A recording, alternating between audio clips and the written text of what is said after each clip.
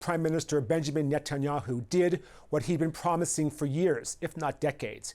He attacked Iran in order to take out its nuclear capabilities. In doing so, Netanyahu has proven yet again that he's the ultimate master of both political indifference and predictability. Nearly a year after he cannily took advantage of America's Biden-Harris political vacuum to dismantle Hezbollah in Lebanon, Netanyahu is finally taking out Iran's nuclear armament. This follows years of will he or won't he brinksmanship. And it comes as the Knesset, Israel's parliament, teetered on the brink of dissolution all last week over the specter of compulsory military service for ultra-Orthodox men. As Netanyahu continues a potentially weeks-long campaign against Tehran, the stakes could not be higher for both Israel and its longest-serving prime minister. Springtime has seen his veneer of invulnerability finally begin to crumble. In May, President Trump skipped Jerusalem during a tour of the Middle East that saw him strike billions of dollars worth of deals with Israel's Arab neighbors.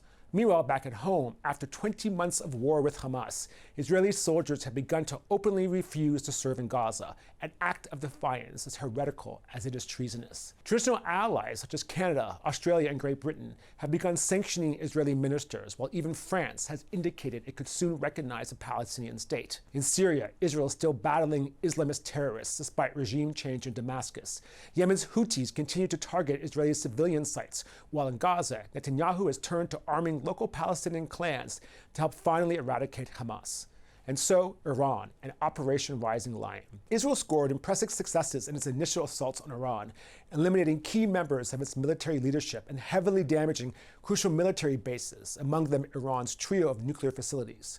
No aircraft were lost during these opening volleys, which included a Mossad drone base operating from inside Iran. And few of Iran's retaliatory drones have managed to penetrate Israel's missile defense systems. Israel may be effectively closed to air travels and Israelis sequestered at home. But last week's military assault has been compared by many to 1967's Six-Day War in its audacity and effectiveness. But this is just the beginning. Both Netanyahu and President Trump have indicated Rising Lion could extend for days, if not weeks. It won't be enough for Israel to merely hit Iranian nuclear sites, such as Natanz and Tabriz. It must render them incapable of enrichment to truly claim mission accomplished. That will require repeated assaults, along with the massive 30,000-pound bunker buster bomb supplied by the U.S.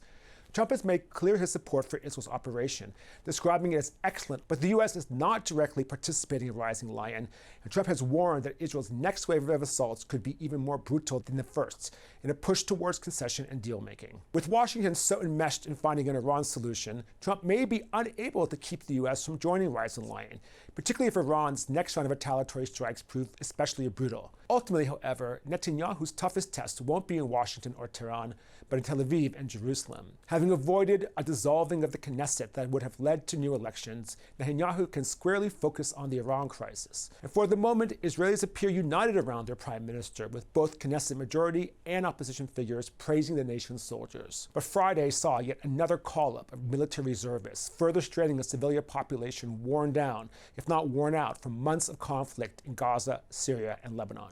Also on Friday and throughout the weekend, hundreds of Iranian missiles hit Israel amid wave after wave of retaliatory strikes. Over 15 Israelis have been killed and hundreds have been wounded. It's a miraculously modest number, but very tragic and could rise. But more attacks are almost certain, and future numbers could be severe. White House envoy Steve Witkoff privately described an Iranian counter-campaign as a potential mass casualty event of an extent never witnessed in the Jewish state. For many Israelis, the war in Gaza and Israel's military campaigns across the Middle East are proof that Netanyahu is committed not to protecting the Jewish people, but to the forever war that will keep him from facing his myriad legal scandals or a possible re-election defeat. The Prime Minister may be indifferent, if not immune, to a world increasingly committed to isolating him. But if Operation Rising Lion fails to eventually come down to earth, Israel's Iran gamble, even if it defangs Tehran's nuclear ambitions, could finally prove Netanyahu's undoing.